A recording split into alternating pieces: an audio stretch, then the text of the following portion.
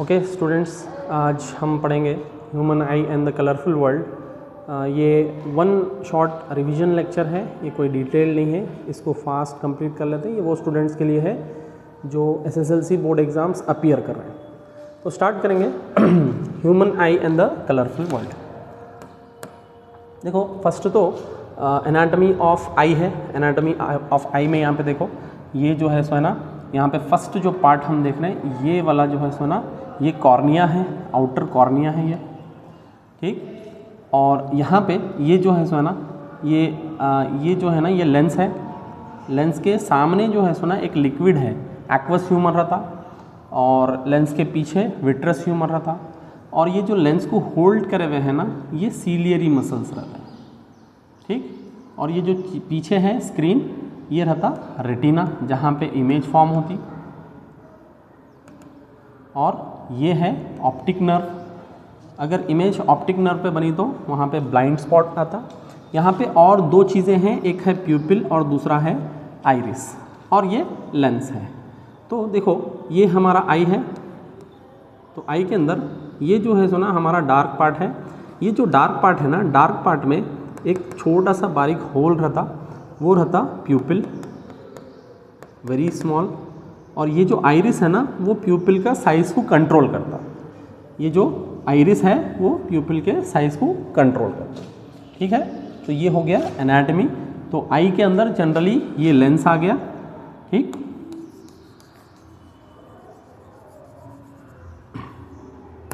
ये आ गया लेंस, ये मेन लेंस आ गया। और ऊपर नीचे क्या है, यहाँ पे सीलियरी मसल्स हैं। ये पीछे बैकग्राउंड में रेटिना है। और ये जो ऊपर बाहर है बल्ज्ड पार्ट, ये है बल्ज्ड पार्ट, कॉर्निया है जो सामने उठा हुआ है। और यहाँ पे आइरिस और प्यूपिल है। आइरिस और प्यूपिल में मैं अभी बता दिया, एक छोटा सा होल रहता आई में जिससे लाइट अंदर जाती, वो रहता प्यूपिल। और उसके आजू बाजू आइरिस रहता, वो आइरिस कंट्रोल करता उसके लाइट कितना अंदर जाना बोल के। फिर नेक्स्ट क्रिस्टलाइन लेंस, तो अभी हम देखें एक्वस ह्यूमर और एक विट्रस ह्यूमर रहता। यहाँ पे विट्रस ह्यूमर है। ये क्या है, लिक्विड्स हैं जो आई लेंस के पीछे है सो वो विट्रस है, और आगे है सो एक्वस है। ये हमारे गालिबन सिलेबस में नहीं है। तो देखो नेक्स्ट यहाँ पे देखेंगे parts of eye. First cornea. देखो कॉर्निया क्या है, cornea it is the outermost transparent part where the maximum refraction takes place. जहाँ पे मैक्सिमम रिफ्रैक्शन होता, लाइट जो है सो ना मैक्सिमम बेंड होता, refraction in the sense bend. बाहर से जो लाइट आई वो मैक्सिमम कहाँ पे बेंड हो जाती है, ये जो आउटर कॉर्निया है ना, आउटर कॉर्निया पे ही, ये जो आउटर कॉर्निया है यहीं पे मेजॉरिटी ऑफ लाइट रिफ्रैक्ट हो जाती है। नेक्स्ट देखेंगे lens. It is composed of fibrous jelly like material. ये जो लेंस है ये जेली लाइक मटेरियल से बना हुआ है। It provides the focused real and inverted image of the object on the retina. इन्हें क्या बनाता, यहाँ पे इन्वर्टेड इमेज बनाता, पीछे यहाँ पे एक इन्वर्टेड इमेज बनाता। आप पिछले टॉपिक में देखें, यहाँ पे लाइट पास हुई तो इधर जाती और यहाँ से ऐसा जाता, यहाँ पे इमेज बनती। ये इमेज कैसी रहती, इन्वर्टेड इमेज रहती ये ऑब्जेक्ट की। तो इन्हें क्या करता, पीछे इन्वर्टेड इमेज बनाता रेटिना पे। Next the convex lens converges light at the retina. तो कॉन्वेक्स लेंस, ये कॉन्वेक्स लेंस है, तो वो लाइट को कहाँ पे ये करता, फोकस करता, रेटिना पे फोकस करता। Next iris. देखो it is the dark muscular diaphragm that controls the size of the pupil. एक डार्क मस्कुलर डायाफ्राम रहता, मैं बोला वो जो होल है, होल के साइज को बड़ा छोटा करता, ठीक। मस्कुलर डायाफ्राम है, डायाफ्राम मतलब छोटा बड़ा हो सकता है, ठीक। Next pupil. It is the window of the eye. It is the central aperture in iris. It regulates and controls the amount of light entering the eye. यहाँ से क्वेश्चंस आ सकते हैं कि सडन जो है सो ना आँखों पे ब्राइट लाइट आ गई तो कौन सा पार्ट किसको कंट्रोल करता और कौन सा छोटा बड़ा होता। तो यहाँ पे हम आपको देखना है, ये जो आइरिस है ना, आइरिस कंट्रोल करता प्यूपिल को। प्यूपिल क्या है, जो छोटा सा होल है वही है जो रेगुलेट करता है कितना अमाउंट ऑफ लाइट आई के अंदर जाना। नेक्स्ट रेटिना है। रेटिना क्या है, ये पीछे जो स्क्रीन है ना, स्क्रीन को हम रेटिना बोल रहे हैं। It is delicate membrane having enormous number of light sensitive sales. यहाँ पे लाइट सेंसिटिव सेल्स होते हैं और उसमें कलर सेंसिटिव भी होते हैं, रॉड्स एंड कोन्स भी होते हैं। यहाँ पे पीछे जो कि इमेज जो है सो ना वहाँ पे बनाते हैं। नेक्स्ट है सीलियरी मसल्स, ये वाले सीलियरी मसल्स हैं। सीलियर मसल्स क्या हैं? These muscles change the shape and size of the eye lens. ये आई लेंस को थोड़ा सा बड़ा करना है या थोड़ा सा मोटा करना है, ये दोनों काम कौन कर रहे हैं? सीलियरी मसल्स कर रहे हैं। ठीक, नेक्स्ट ऑप्टिक नर्व है।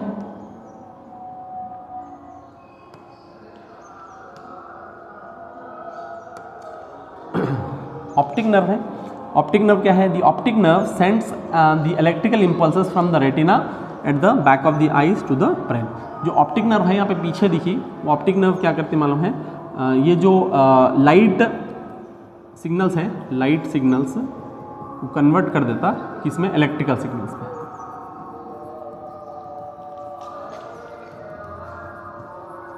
इलेक्ट्रिकल सिग्नल्स में कन्वर्ट हो जाता और वो ब्रेन तक ये इन्फॉर्मेशन चला जाता, ब्रेन में इमेज प्रोसेस होता और हमको दिखना स्टार्ट हो जाता। नेक्स्ट है फार पॉइंट और नियर पॉइंट, ये वेरी इंपॉर्टेंट है। The maximum distance eight which object can be seen clearly is the far point of the I. For a normal adult it's value is infinity. जहाँ तक maximum दूरी तक हमारे को दिखता वो रहता फार पॉइंट। तो फार पॉइंट कहाँ तक दिख सकता हमारे को? इन्फिनिटी तक। जब तक कोई चीज़ सामने नहीं आ जाती तब तक हमारे को चीज़ें दिखती रहती। तो फार पॉइंट कहाँ तक रहता? इन्फिनिटी तक रहता। फार पॉइंट मतलब मैक्सिमम डिस्टेंस हमको कहाँ तक दिख सकता? The maximum distance eight which an object can be seen clearly, जहाँ तक साफ साफ नजर आता वो रहता हमारा फार पॉइंट। नेक्स्ट है near point. It is the minimum distance eight which objects can be seen most distinctly without strain. For a normal adult it's value is 25 centimetre. देखो सबसे करीब हमारे को जहाँ पे दिखता वो रहता नियर पॉइंट। अब ऐसे उसके 25 के भी करीब भी दिखता, लेकिन आइस के ऊपर स्ट्रेन आता। 15 पे भी दिखता आपको, 12 पे भी दिखता, लेकिन आइस के अंदर स्ट्रेन आता। जहाँ तक स्ट्रेन नहीं आता, विदाउट स्ट्रेन, वो रहता नियर पॉइंट। तो अडल्ट के लिए नियर पॉइंट 25 सेंटीमीटर है और फार पॉइंट इन्फिनिटी है। तो far point is equals to infinity और near point is equals to 25 centimetre तक हमारे को क्लियरली दिखता। ठीक है, नेक्स्ट यहाँ पे देखेंगे अकोमोडेशन। ये क्वेश्चन आ सकता है, what is power of accommodation बोल के। The ability of eye lens to adjust its focal length is called accommodation of the eye lens. Focal length can be changed with the help of ciliary muscles. तो देखो आई की एक ability रहती है, वो ability के फोकल लेंथ एडजस्ट कर सके। जैसे कि ये हमारा नॉर्मल आई लेंस है और यहाँ पे लेट अस सपोज इसका प्रिंसिपल फोकस है, तो यहाँ तक ये फोकल लेंथ हो गया। अब अगर ये थोड़ा सा बड़ा हो गया, सीलियरी मसल से क्या हो गया? रिलैक्स हो गया, तो अब इसका फोकल लेंथ क्या हो जाता? आगे चले जाता। ठीक, और ये थोड़ा सा क्या हो गया मालूम है? मोटा हो गया सेंटर से, तो फोकल लेंथ क्या हो जाता? करीब आ जाता है इसका फोकल लेंथ। तो अब फोकल लेंथ क्या हो रहा है? इसका एडजस्ट हो रहा है। यही एबिलिटी को हम बोल रहे हैं पावर ऑफ अकोमोडेशन। ये किसके मदद से होता? ये जो सीलियरी मसल्स अटैच्ड हैं लेंस को, उसके मदद से होता। Next, when ciliary muscles are relaxed, the lens become thin, thus its focal length increases। जब कभी भी सीलियरी मसल्स रिलैक्स हो जाते हैं तो ऐसा हो जाता थिन और it's focal length increases, focal length बढ़ जाता है। ये हो गया फोकल लेंथ। ठीक, अब यहाँ पे इस केस में फोकल लेंथ हो गया, ये नॉर्मल फोकल लेंथ समझिए। This enables us to see distant objects clearly. दूर के ऑब्जेक्ट्स देखना ना तो आई लेंस ऐसा हो जाता है। Next, when ciliary muscles contract, जब ये contract होते हैं तो this increases the curvature of the eye lens। Eye lens का कर्वेचर बढ़ जाता। जब आई लेंस का कर्वेचर बढ़ गया, the eye lens becomes thicker, consequently the focal length of the eye lens decreases। Focal length क्या हो रहा? कम हो जा रहा। देखो यहाँ पे फोकल लेंथ कम हो रहा। this enables us to see nearby objects clearly। करीब के जो ऑब्जेक्ट्स हैं वो क्लियरली हमारे को नज़र आते हैं। अगर रिलैक्स हो गया, ऐसा हो गया तो दूर के क्लियरली नज़र आते हैं, ऐसा हो गया तो करीब के क्लियरली नज़र आते हैं। नेक्स्ट देखेंगे defects of vision and their correction. यहाँ के डायग्राम्स में से कंपलसरी बोर्ड्स में क्वेश्चंस आते हैं ये मायोपिया वगैरह के, तो इसको केयरफुली पढ़ना है। Yes, myopia. Myopia is also known as near sightedness. Near sightedness मतलब ये नाम से मालूम हो जाता है सिर्फ करीब का दिखता पेशेंट को। ठीक है, ये कंडीशन है, वैसे पेशेंट नहीं बोल सकते इसको, एक कंडीशन है। A person with myopia can see nearby objects clearly. करीब के ऑब्जेक्ट्स देख सकता, but can not C distant objects clearly, दूर के ऑब्जेक्ट्स उन्हें क्लियरली नहीं देख सकता। देखो, ए person with this defect has far point nearer then infinity. वैसे फार पॉइंट कहाँ पे होना है, नॉर्मल आई का फार पॉइंट रहता है इन्फिनिटी पे, तो इसका जो फार पॉइंट है वो करीब आ जाता है, इसकी वजह से उसको दूर का नहीं दिखता। सच a person may see clearly up to distance of few metres, तो बस फ्यू मीटर्स तक उसको क्लियरली नजर आता। ठीक, तो दूर का नहीं नजर आता, तो अब उन्हें क्या करना पड़ता, चीजें करीब लेके आना पड़ता देखने के लिए। In a myopic eye the image of distant object is formed in front of the retina. Normal image कहाँ पे बनती, नॉर्मल इमेज तो जनरल आई के अंदर कहाँ पे बनती, ये हमारा आई है समझेंगे, ये लेंस है और यहाँ से लाइट आई नॉर्मल, इधर पूरे लाइट रेस जो है ना यहाँ पे मिलना था, यहाँ पे मिलना था। ठीक, लेकिन हो रहा क्या मालूम है, इसके अंदर ये लाइट रे जाके बिल्कुल उससे पहले ही यहाँ पे मिल जा रहा है। ठीक, तो अब उसको कैसा करेक्शन करते हैं, देखो, दिस डिफेक्ट में अराइज ड्यू टू, ये इंपॉर्टेंट है, ये डिफेक्ट क्यों आ सकता, number 1 excessive curvature of the eye lens. जो कर्वेचर है ना, ये कर्वेचर अगर ज़्यादा हो गया, ये ऐसा हो गया, ज़्यादा कर्वेचर कर्व ज़्यादा हो गया तो ये प्रॉब्लम आ सकती है। फिर एलोंगेशन ऑफ द आईबॉल, ये पूरा का पूरा आईबॉल ये है ना, तो अगर ये आईबॉल का साइज बढ़ गया तो ये प्रॉब्लम आ सकती है। नेक्स्ट, इस डिफेक्ट को हम ये कर सकते हैं, करेक्शन कर सकते हैं। This defect can be corrected by using a concave lens. यहाँ पे देखो, एक कॉनकेव लेंस लेके ये डिफेक्ट को हम क्योर कर सकते हैं। कॉनकेव लेंस को हम और एक भी बोलते हैं, डाइवर्जिंग लेंस भी। तो डाइवर्जिंग लेंस लिए जो कि लाइट रे की, जहाँ पे ये है मायोपिक आई, ये मायोपिक आई है। ठीक, अब यहाँ पे ये सारे के सारे लाइट रेस मिल रहे हैं, इसको अगर पीछे लेके जाना रहा तो क्या करना पड़ता, पीछे लेके जाना रहा तो ये वाला कॉनकेव लेंस हमारे को लगाना पड़ता। ठीक, ए concave lens of suitable power will bring the image back on the retina. तो अगर एक सूटेबल पावर का हम ये ले लिए, कॉनकेव लेंस ले लिए, तो जो इमेज यहाँ पे बन रही थी अब वो रेटिना पे वापस चले जाते। ठीक, so thus the defect is corrected, यहाँ पे डिफेक्ट क्या हो जाता, करेक्ट हो जाता। नेक्स्ट देखेंगे,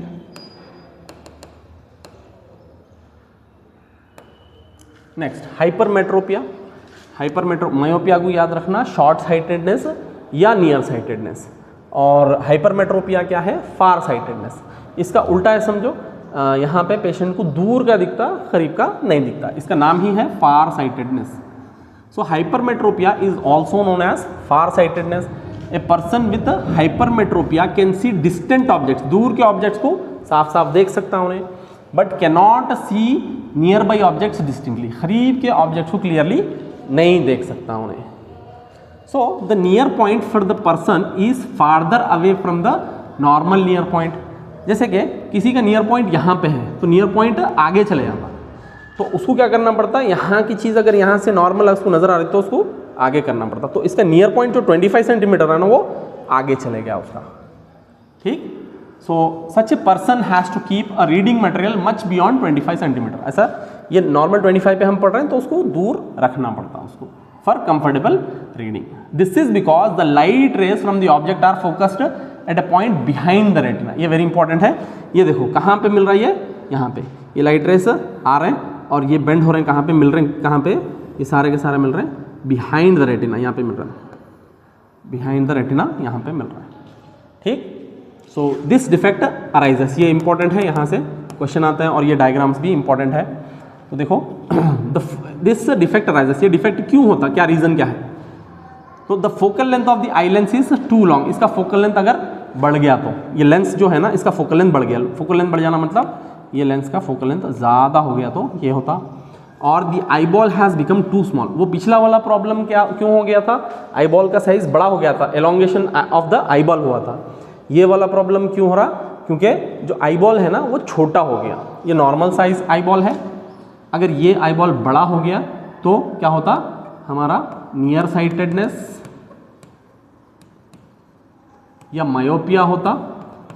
अगर यही साइज छोटा हो गया, आईबॉल का साइज छोटा हो गया तो क्या हो जाता, फार साइटेडनेस या हाइपरमेट्रोपिया होता।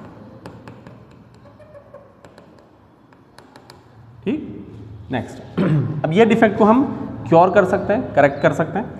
तो this defect can be corrected by using convex lens. एक कॉन्वेक्स लेंस लेके इसको अप्रोप्रिएट पावर का हम इसको करेक्ट कर सकते हैं। Eye glasses with converging lenses provide the additional focusing power required for forming of image on the retina. अब देखो इमेज जो है सो ना बिहाइंड द रेटिना बन रही, इसको वापस लाना रहा तो इसके सामने हम क्या कर रहे हैं, एक कन्वर्जिंग लेंस रख रहे हैं। कन्वर्जिंग लेंस यानी कि कौन सा लेंस है, ये कॉन्वेक्स लेंस है। पिछला प्रॉब्लम हमारा कॉनकेव का था, ठीक, वहाँ पे सामने बन रहा था तो पीछे ले गए थे, और ये पीछे बन रहा तो सामने लेके आ रहा है, ठीक है। इसका इमेज बिहाइंड द रेटिना बन रहा था, जैसे ही हम यहाँ पे लेंस रखे अब क्या हो गया, वापस रेटिना पे आ गया। तो तीन जो डायग्राम्स आपके रीडर में है, नॉर्मल आई का और ये हाइपरमेट्रोपिक आई का और करेक्शन ऑफ हाइपरमेट्रोपिया। पिछला वाला भी नॉर्मल आई, मायोपिक आई और करेक्शन ऑफ मायोपिक आई, तीनों प्रैक्टिस करना, वहाँ से क्वेश्चंस आ सकते हैं। नेक्स्ट देखो प्रेस बायोपिया। प्रेस बायोपिया क्या है, ये दोनों भी कंडीशन है, ये मायोपिया भी है, हाइपरमेट्रोपिया भी है, दोनों भी है। The power of accommodation of the I usually decreases with ageing. जैसे जैसे उम्र ज़्यादा हो जाती वैसे जो एबिलिटी है आई लेंस की वो कम होते जाती, जिसकी वजह से दोनों कंडीशन होते हैं, करीब का भी नहीं दिखता और दूर का भी नहीं दिखता।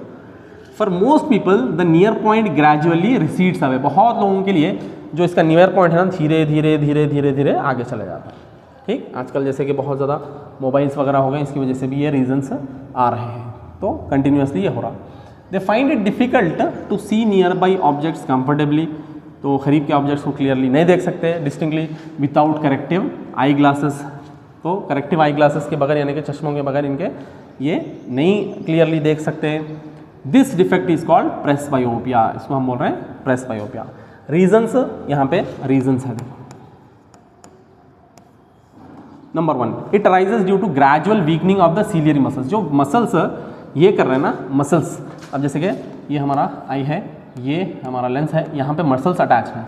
ये मसल्स क्या कर रहे हैं, इसको बड़ा छोटा कर रहे हैं, इसका फोकल लेंथ चेंज करें। जब ये मसल्स ही वीक हो जाए तो क्या होता ना, उसको फोकल लेंथ इसका इंक्रीज कर सकते हैं ना डिक्रीज कर सकते हैं, तो दोनों प्रॉब्लम आ जाता है। And diminishing flexibility of the eye lens. Eye lens की फ्लेक्सिबिलिटी भी खत्म हो जाती है, सख्त हो जाता है आई लेंस, ठीक। नेक्स्ट, समटाइम्स ए पर्सन में suffer from both myopia and hypermetropia. Myopia से भी उन्हें सफर करता है और हाइपरमेट्रोपिया दोनों से भी सफर करता है। Such people often require bifocal lens. Bifocal lens इनको रिक्वायर्ड रहता। बाईफोकल लेंस कैसा रहता, ये एक तरफ से कॉनकेव रहता, एक तरफ से कॉन्वेक्स रहता, ठीक। Next, the upper portion consist of concave lens. ऊपर का पोर्शन कॉनकेव लेंस रहता। It facilitates distinct vision. दूर का देखने के लिए कॉनकेव लेंस रहता, जो कंडीशन प्रेस बायोपिया है उसको करेक्ट करने के लिए। फिर देखो the lower part is convex lens. जो लोअर पार्ट है वो कॉन्वेक्स से बना हुआ रहता। It facilitates near vision. करीब का देखने के लिए वो मदद करता है, ठीक। Next, cataract. कैटरैक्ट क्या है, the crystalline lens of people at old age becomes milky and cloudy. This condition is called cataract. जो आई है, आई के अंदर दूधिया कलर हो जाता आई लेंस, तो उसको बोलते हैं कैटरैक्ट। मिल्की भी हो जाता, क्लाउडी भी हो जाता। इसका रीज़न क्या है, ओल्ड एज। प्रेस बायोपिया का भी रीज़न क्या है, ओल्ड एज ही है, ये भी ओल्ड एज ही है। मोस्ट ऑफ द पीपल ये करेक्टेड है। ऑल द ये जो कंडीशंस है सारे के सारे क्यूरेबल है, सारे के सारे सर्जरी से उसको क्योर कर सकते हैं। दिस कॉजेज पार्शियल और कंप्लीट लॉस ऑफ विजन। इससे कंप्लीट लॉस ऑफ विजन हो सकता या थोड़ा विजन लॉस हो सकता। तो देखो, it is possible to restore vision through cataract surgery. Surgery से हम इसको क्योर कर सकते हैं और विजन लौटा सकते हैं, जिस किसी को भी ये हो गया, कैटरैक्ट हो गया, ठीक। जो पीछे के ये हैं कंडीशंस हैं, उन सारों को लेंस के थ्रू हम क्योर कर सकते हैं, और ये कंडीशन जो है कैटरैक्ट, इसको हम सर्जरी के थ्रू क्योर कर सकते हैं।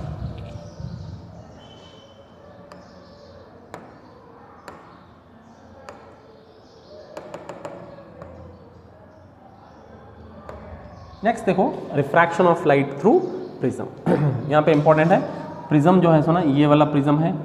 एक्चुअली में एक साइड का ये ट्रायंगुलर दिख रहा, एक साइड रेक्टेंगुलर रहता। इधर जो बाकी के दो फेसेस दिख रहे हैं ना, उधर एक रेक्टेंगुलर शेप रहता। इधर से साइड से देखे तो रेक्टेंगल रहता, इधर से भी रेक्टेंगल रहता, इधर से देखे तो ये ट्रायंगल आपको नजर आ रहा है। ठीक, तो लाइट यहाँ से अगर जा रही है, लाइट है, ये इंसिडेंट लाइट है, इसको बोलते हैं इंसिडेंट रे, इंसिडेंट रे। ठीक, और ये है नॉर्मल। यहाँ पे जब जैसे ही ऑब्लिकली एंटर हुई, अब लाइट क्या होगी, रिफ्रैक्ट हो गई इधर, ये क्या है, रिफ्रैक्टेड रे है। ठीक, फिर उसके बाद यहाँ से लाइट रे इधर निकली, ये है एमर्जेंट रे, एमर्जेंट रे। ठीक, अब इसके अंदर जो ये वाला है, ये लाइट रे अगर हम ट्रेस करें, ये जो इंसिडेंट रे है इसको ट्रेस करें और इमर्जेंट रे एक ट्रेस करें, इन दोनों को ट्रेस करें तो यहाँ पे इन दोनों के बीच में एक एंगल बनता है, उसको बोलते हैं एंगल ऑफ डिविएशन। ये एंगल ऑफ डिविएशन है। किसको किसको हम ट्रेस कर रहे हैं, इंसिडेंट रे को और इमर्जेंट रे को ट्रेस कर रहे हैं दोनों को, तो उन दोनों के बीच में एक एंगल बन रहा है, उसको बोल रहे हैं एंगल ऑफ डिविएशन, और ये है एंगल ऑफ प्रिज्म। ठीक, अब और दो तीन एंगल्स हैं इसमें, जहाँ से नॉर्मल और इंसिडेंट रे इन दोनों के बीच में एंगल बन रहा है, ये क्या हो गया, एंगल ऑफ इंसिडेंस, और यही नॉर्मल और ये रिफ्रैक्टेड रे के बीच में एंगल बन रहा, वो क्या है, एंगल ऑफ रिफ्रैक्शन, और ये नॉर्मल और इसके बीच में एंगल बन रहा, किसके, एमर्जेंट रे के बीच में बन रहा, वो है एंगल ऑफ एमर्जेंस। ठीक, सिंपल है। ये प्रिज्म है, यहाँ से लाइट रे ऑब्लिकली आया, इंसिडेंट रे, ये नॉर्मल है, ये रिफ्रैक्टेड रे गया, नॉर्मल और इसके बीच में आर, और नॉर्मल और इसके बीच में आई, ये इंसिडेंट रे। फिर ये इधर चला गया, ये इसका नॉर्मल है, ये एंगल क्या है, एंगल ऑफ इमर्जेंस है। ठीक, ये एंगल ऑफ प्रिज्म है, एंगल ऑफ प्रिज्म, ये समझ लो। अब इसको ट्रेस करें और इसको दोनों को ट्रेस करें, इन दोनों के बीच में एक एंगल बन गया, वो एंगल ऑफ डिविएशन। ठीक, सारे देखो, इंसिडेंट रे, रिफ्रैक्टेड रे, इमर्जेंट रे, angle of prism, angle of incidence, angle of refraction, angle of emergence और एंगल ऑफ डिविएशन, सारे के सारे यहाँ पे। तो सारों को आइडेंटिफाई कर सकते हैं, angle of incidence, angle of refraction, angle of emergence, angle of deviation, angle of prism, incident ray, refracted रे, इमर्जेंट रे। ठीक, सारे के सारे हो गए angle of prism.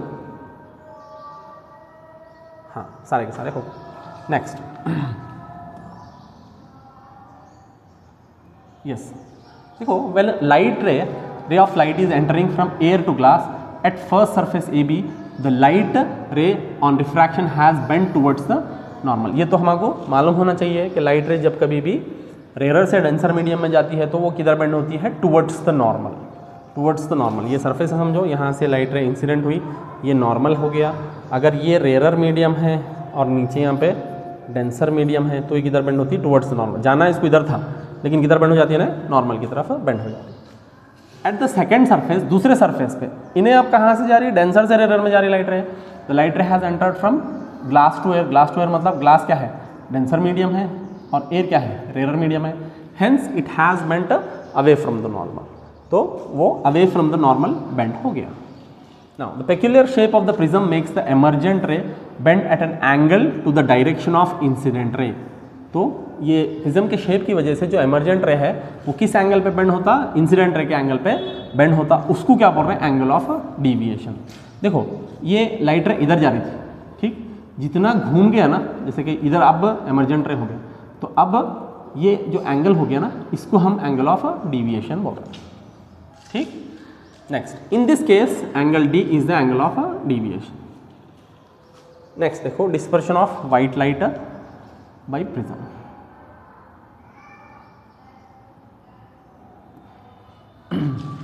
So the splitting of, ये पहले हमारे को ये दो तीन डेफिनेशंस मालूम हो जाना, रिफ्रैक्शन क्या है, रिफ्लेक्शन क्या है, और डिस्पर्शन क्या है। रिफ्लेक्शन है बाउंसिंग, और रिफ्रैक्शन है बेंडिंग, और डिस्पर्जन है स्प्लिटिंग। तो देखो, the splitting of light into its components colours is called dispersion.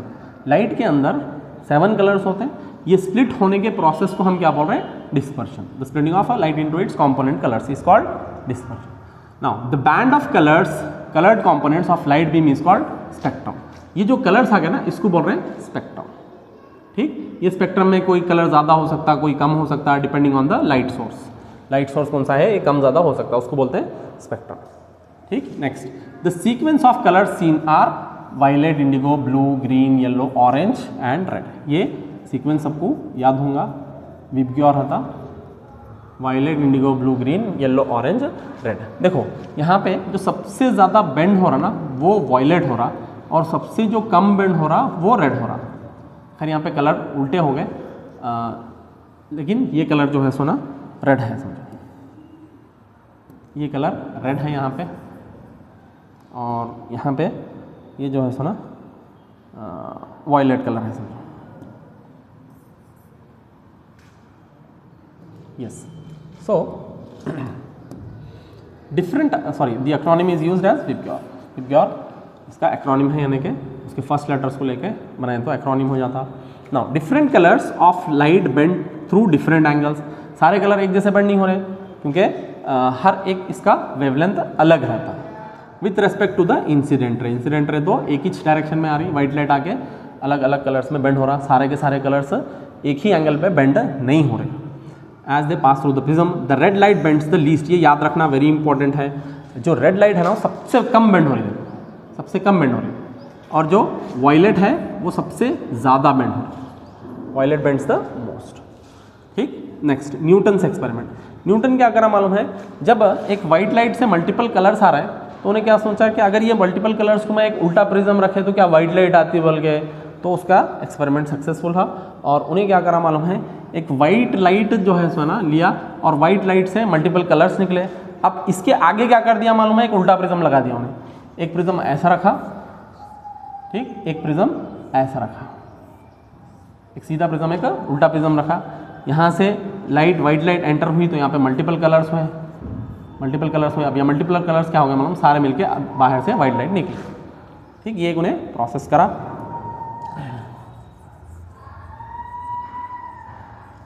Newton का एक्सपेरिमेंट है। Next, Isaac Newton was the first to use a glass prism to obtain a spectrum of sunlight. ये जो first कौन करे experiment, Newton ही ये first time experiment करा।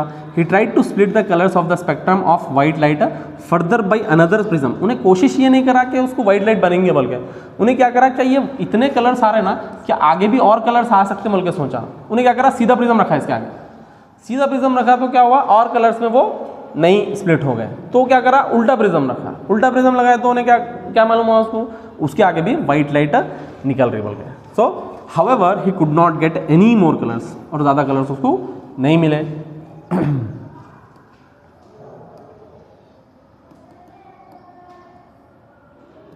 फिर क्या हुआ देखो, he then placed a second identical prism in an inverted position. दूसरा उन्हें प्रिज्म रखा आइडेंटिकल सेम साइज का और उल्टा रखा उन्हें with respect to the first prism. This allowed all the colors of the spectrum to pass through the second prism. तो जिससे कि सारे जो है सो ना कलर्स वो सेकंड प्रिज्म के थ्रू पास हो रहे थे। फिर क्या मिला उसको, he found the beam of white light emerging from the other side. तो दूसरे साइड से उसको क्या मिल गया, ये वाइट लाइट निकल रही से उसको मिल गया।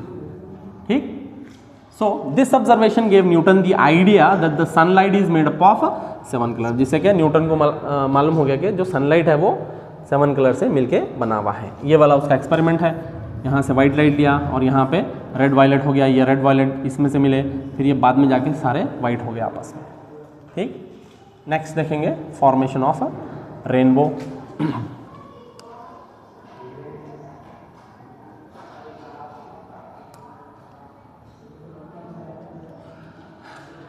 Yes, formation of rainbow. Rainbow कैसा बनता, देखो, the rainbow is a natural spectrum appearing in the sky after the rain shower. जैसे ही बारिश पड़ गई ना तो हमारे को रेनबो नज़र आता।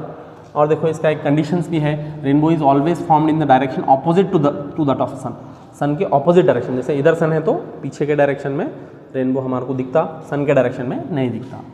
It is caused by dispersion of sunlight by tiny water droplets. जो वाटर के छोटे छोटे ड्रॉपलेट्स होते हैं वो प्रिज्म के जैसा काम करते हैं और एक रेनबो बनाते हैं।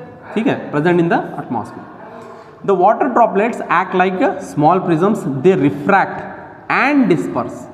वो बेंड भी करते हैं। यहाँ पे देखो लाइट एंटर हुई, एंटर हो गई, रिफ्रैक्शन हो गया, बेंड हो गया लाइट, फिर इधर, तो मतलब यहाँ से ये सरफेस पे ये यहाँ पे रिफ्लेक्ट हो रहा है।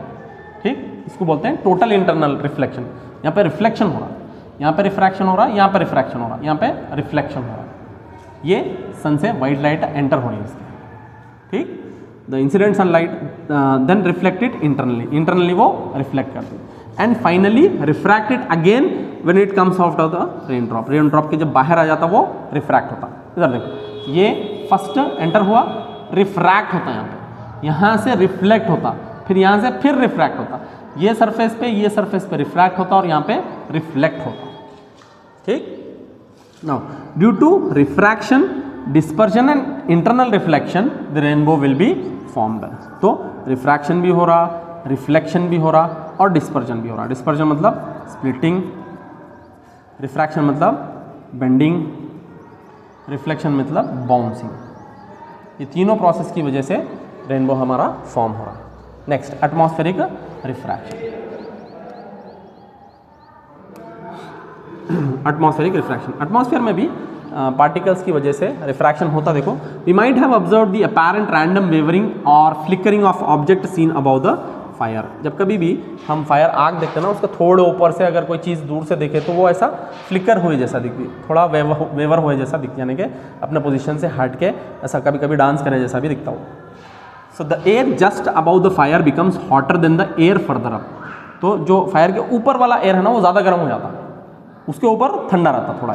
The hotter air is lighter, जो गर्म हवा है ना वो हल्की रहती, then the cooler air above it and has refractive index slightly less than that of the cooler air. तो उसका जो रिफ्रैक्टिव इंडेक्स है ना वो थोड़ा सा कम रहता, और जो ऊपर वाला एयर है उसका रिफ्रैक्टिव इंडेक्स हाई रहता।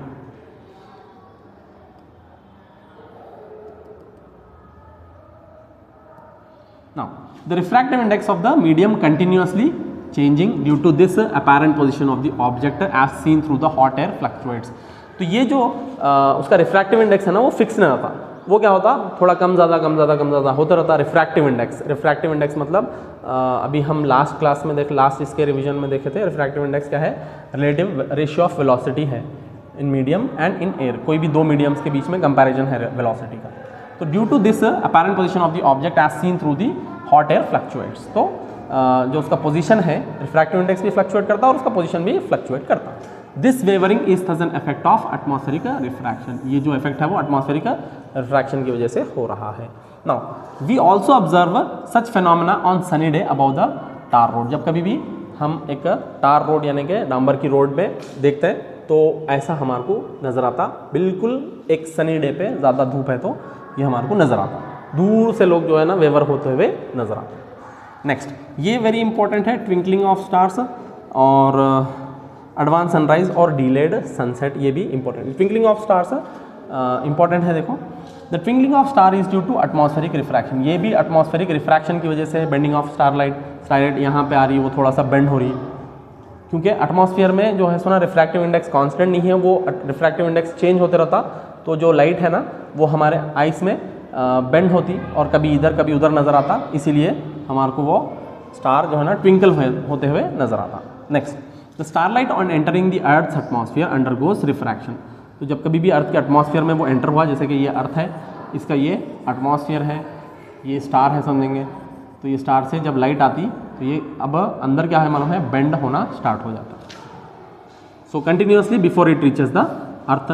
तो अब ये अर्थ का सरफेस है और ये एटमॉस्फेयर है, यहाँ से क्या है मालूम है, थोड़ा ऐसा उसका रिफ्रैक्टिव इंडेक्स चेंज होने की वजह से कंटिन्यूस रिफ्रैक्शन वो अंडरगो होते रहता, बेंड होते रहती।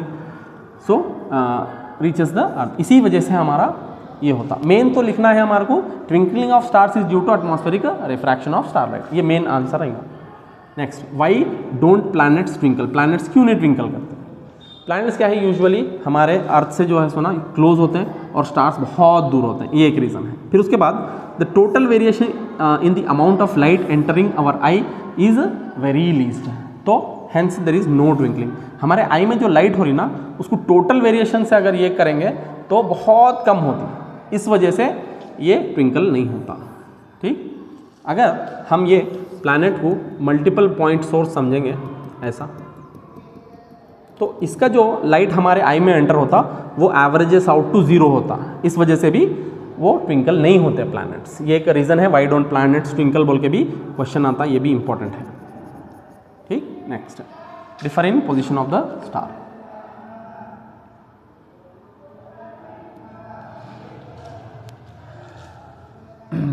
Due to atmospheric refraction starlight bends towards the normal, hence the apparent position of the star is slightly different from its actual position.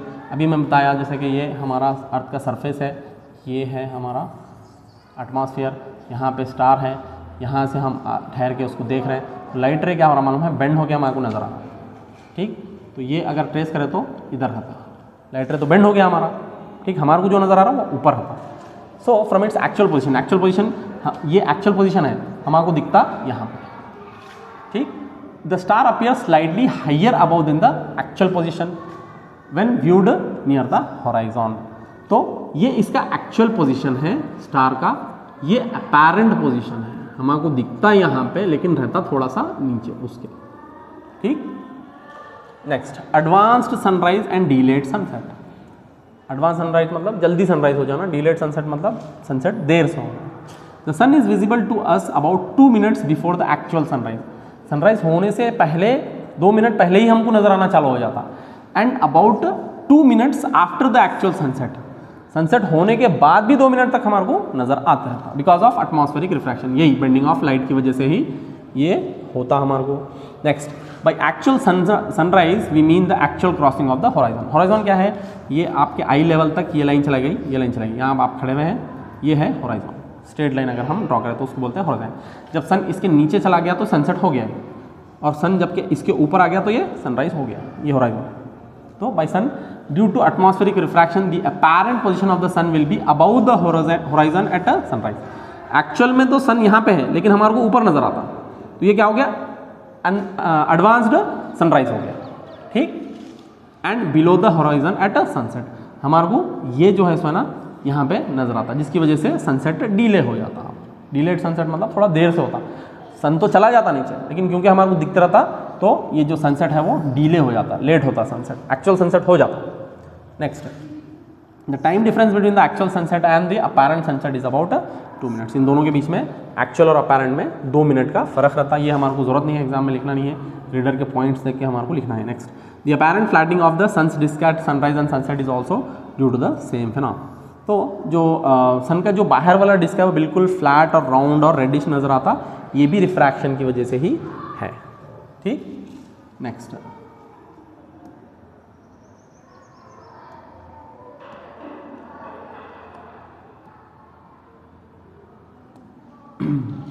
Next देखेंगे scattering of light. Light scatter होती, scattering क्या रहता देखो, the blue colour of the sky, colour of water in deep sea and the reddening of the sun at the sunrise and sunset are some of the phenomena occur due to scattering of light.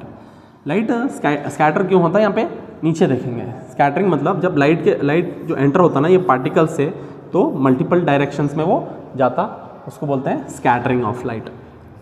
देखो Tyndall effect, the earth's atmosphere is heterogeneous mixture of minute particles. छोटे छोटे particles बहुत सारे mix हैं, ये heterogeneous है मतलब आपस में नहीं मिक्स होने वाले भी पार्टिकल्स ऐसे हैं एटमॉस्फेयर में। These particles include smoke, smoke है, टाइनी वाटर ड्रॉपलेट्स है, suspended particles of dust and molecules of air, ये सारे के सारे हैं जिसकी वजह से ये प्रॉब्लम होता कि जो है सोना स्कैटरिंग ऑफ लाइट की वजह से वाटर का कलर हमारे को क्या नज़र आता, ब्लू नज़र आता डीप सी में, और सन का कलर हमारे को रेड नज़र आता।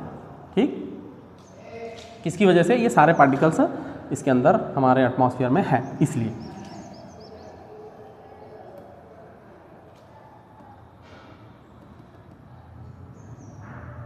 Next, when a beam of light strikes such fine particles the path of the beam becomes visible. ये हम देख सकते हैं, कभी भी एक छोटे से रूम में कहीं से एक लाइट आ रही तो वो रूम के अंदर उसका पूरा रास्ता नज़र आता हमारे को। Now the phenomena of scattering of light by colloidal particles is called Tyndall effect.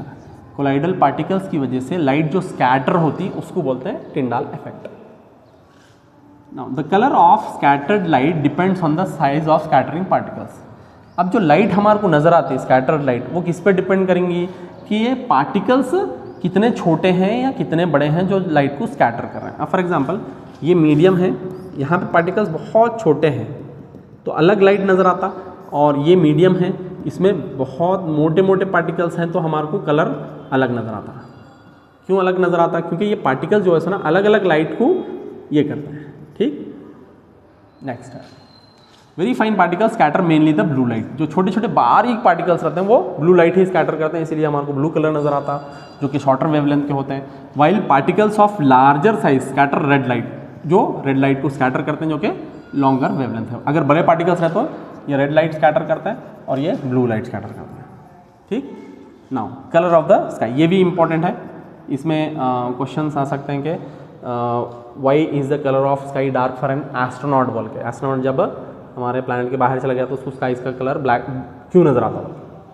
Now देखो, when sunlight passes through the atmosphere the fine particles in air scatter the blue colour, जो छोटे छोटे पार्टिकल्स रहते हैं हमारे atmosphere में वो blue colour को स्कैटर करते हैं। टाइनी पार्टिकल्स ब्लू कलर को स्कैटर करते हैं, थोड़े बड़े पार्टिकल्स रहे तो रेड कलर को स्कैटर करता है। More strongly than red the scattered blue light enters our eye, जो ब्लू लाइट है वही हमारे आंखों में जाती है और हमारे को क्या है, स्काई का कलर ब्लू नजर आता है। यहाँ पे why is the colour of sky blue बोल के भी बोले तो ये आपको लाइन लिखना है। Next, if the earth had no atmosphere, अगर अर्थ को एटमॉस्फेयर नहीं रहता then there would have been would not have been any scattering, तो स्कैटरिंग तो नहीं होती अगर अर्थ को एटमॉस्फेयर नहीं रहा तो, क्योंकि वो पार्टिकल्स एस्केप कर जाते हैं बाहर। Then the sky would have looked dark, तो स्काई कैसे दिखता था, डार्क दिखता था हमारे को अगर हमारे अर्थ के ऊपर एटमॉस्फेयर नहीं है। अब जब कोई एस्ट्रोनॉट बाहर चला जाता तो उसको भी वहाँ पे एटमॉस्फेयर नहीं रहता, इसलिए उसको ब्लैक कलर नजर आता स्काई का। नाउ ये इंपॉर्टेंट है, sky appears dark to the astronauts and the colour of the sky is black on the moon, moon के ऊपर स्काई का कलर ब्लैक है क्योंकि वहाँ पे कोई एटमॉस्फेयर नहीं है। नेक्स्ट है colour of the sun at sunrise and sunset, sunrise और सनसेट पे कलर का जो कलर है सन का वो कैसा होता है देखेंगे। Light from the sun near the horizon passes through thicker layers of air, horizon में जब जाता ना बहुत सारा जो है सोना, अब देखो ये हमारा अर्थ है और ये हमारा एटमॉस्फेयर है समझो, यहाँ पे सन रहा तो इतना ही लाइट ट्रैवल करना पड़ता, लेकिन यहाँ पे सन रहा तो लाइट को बहुत ज़्यादा ट्रैवल करना पड़ता, ठीक, और यहाँ पे होराइजन पे ज़्यादा डिस्टेंस ट्रैवल करना पड़ता। तो देखो thicker layers of air and larger distance in the earth's atmosphere before reaching our eyes, हमारे आई तक पहुँचने के लिए ज़्यादा डिस्टेंस ट्रैवल करना पड़ता और थिकर लेयर से होते हुए आना पड़ता लाइट को। Near the horizon most of the blue light shorter wavelengths are scattered away, horizon पे क्या होता है, ब्लू लाइट स्कैटर हो जाती और जो रेड लाइट है ना वो कम बेंड होती। देखो जो लाइट ज़्यादा बेंड होती वो हमारे को नहीं नज़र आती, जो कम बेंड होती वो नज़र आती हमारे, इसीलिए सनराइज पे और सनसेट पे दोनों टाइम पे जो सन का कलर है वो रेड नज़र आता। By the particles are scattered away by the particles therefore the light that reaches our eye is red, जो आँखों तक हमारे लाइट पड़ती वो रेड नज़र आती। This gives rise to the reddish appearance of the sun, जिसकी वजह से जो सन का कलर है वो रेडिश नज़र आता हमारा। Now light from the sun overhead would travel relatively shorter distance, यहाँ पे हमारे को सन अगर यहाँ से लाइट आ रहा तो ये छोटा डिस्टेंस ट्रैवल करना, यहाँ से यहाँ तक तो छोटा डिस्टेंस है। Hence at noon the sun appears white as only a little of the blue and violet colours are scattered, तो बहुत छोटे